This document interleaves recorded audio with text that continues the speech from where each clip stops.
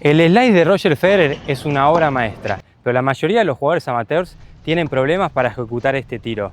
¿Por qué su slice es tan efectivo y cómo lo podés aplicar vos a tu juego? Hoy te voy a revelar los secretos detrás de su técnica. El slice es una herramienta fundamental. Te permite cambiar el ritmo del punto, incomodar a jugadores que sufren con las bolas bajas, especialmente si tienen empuñaduras muy pasadas. Te permite ganar tiempo cuando estás defendiendo y también lo puedes usar para atacar. Cuando vas a la red, si vos atacás con un buen slice, la pelota le va a quedar bien bajita al rival y le va a resultar muy incómodo tirarte un passing. Por estas razones vamos a analizar qué es lo que hace tan bien Roger Federer y cuáles son los detalles que puedes incorporar vos como jugador amateur. Para el final del video vas a tener un slice mucho más preciso y mucho más útil para usar en partidos. Lo primero que quiero que entiendas es el efecto que va a hacer la pelota cuando hagamos el slice, porque va a ser todo lo contrario a cuando hagamos un tiro con top.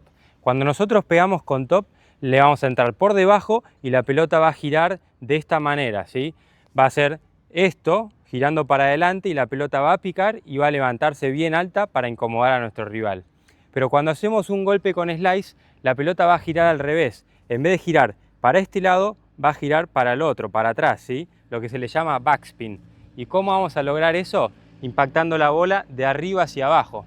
Nosotros en la pelota con top impactamos de abajo hacia arriba. Ahora con slice vamos a impactar de arriba hacia abajo, generando que la pelota haga este movimiento. Es importante entender esto porque en slice lo que nosotros tratamos es que la pelota pique y se mantenga abajo, así le molesta a nuestro rival.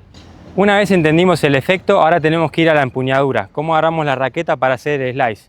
Y vamos a tener que usar la empuñadura continental, que es como la que hacemos en el saque, bien martillo, donde ponemos la base de nuestro dedo índice en el panel número 2.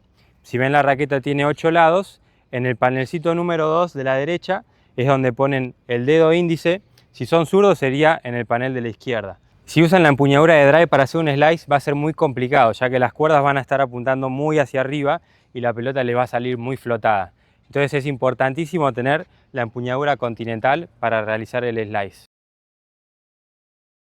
Bien, ahora sí vamos al giro de hombros. Entonces nosotros vemos que la pelota nos viene al revés y vamos a empezar a girar los hombros y ponernos de costado con las piernas hasta estar en esta posición, donde tenemos la raqueta por encima de nuestro hombro no dominante, el brazo lo tenemos flexionado y las cuerdas le están apuntando hacia nuestro rival.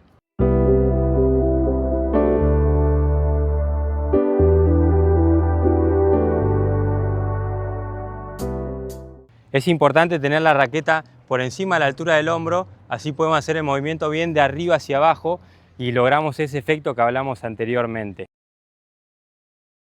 Bien, ahora vamos al punto de impacto, ¿sí? Una vez que estamos en esta posición, vamos a estirar el brazo y hacer impacto con la bola, y lo que no quiero es que hagan el impacto con las cuerdas demasiado abiertas. Este es un concepto que está mal entendido, que para hacer slice tenés que tener las cuerdas bien abiertas y así le puedes entrar por abajo y que la pelota gire para atrás. Si vos haces esto, vas a generar slice, la pelota va a tener ese efecto, pero lo más probable es que te salga muy llovida y que si le quieras pegar fuerte, la pelota se te vaya larga.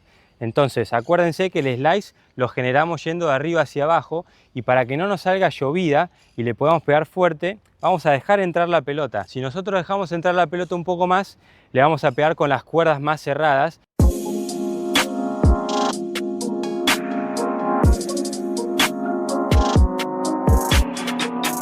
Entonces la pelota no se nos va a levantar mucho y va a picar y se va a quedar bien bajita. Vamos ahora con un error que tienen la mayoría de los jugadores amateur, porque piensan que el efecto del slice se hace con la muñeca, entonces hacen este movimiento acá y lo único que hacen es perder el control. Acuérdense que el efecto lo hacemos yendo de arriba hacia abajo y lo que tenemos que tratar de lograr es que las cuerdas sigan apuntando todo el tiempo hacia nuestro objetivo.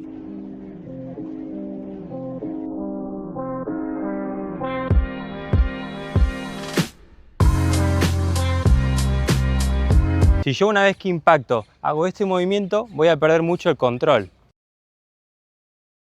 Ahora vamos a hacer el impacto. Una vez que estamos en esta posición e impactamos la bola y no hacemos este muñecazo como hablamos anteriormente, vamos a seguir atravesando la bola a través de nuestro cuerpo hasta terminar con la mano a la altura de nuestro hombro, y el aro de la raqueta puede estar a la misma altura de la mano. Federer generalmente suele terminar con el aro de la raqueta un poco más hacia abajo.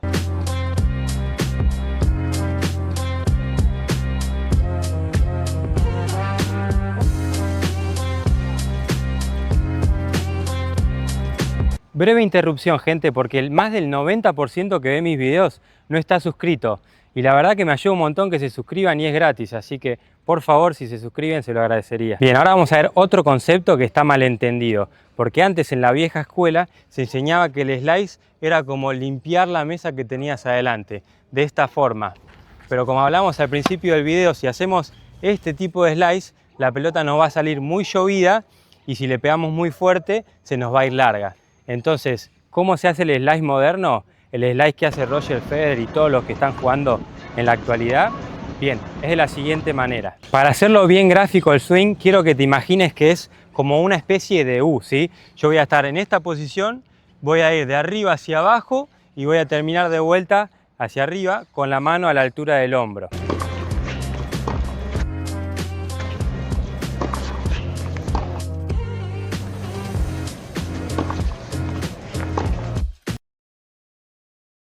Bien, para resumir el golpe, lo primero, la empuñadura continental.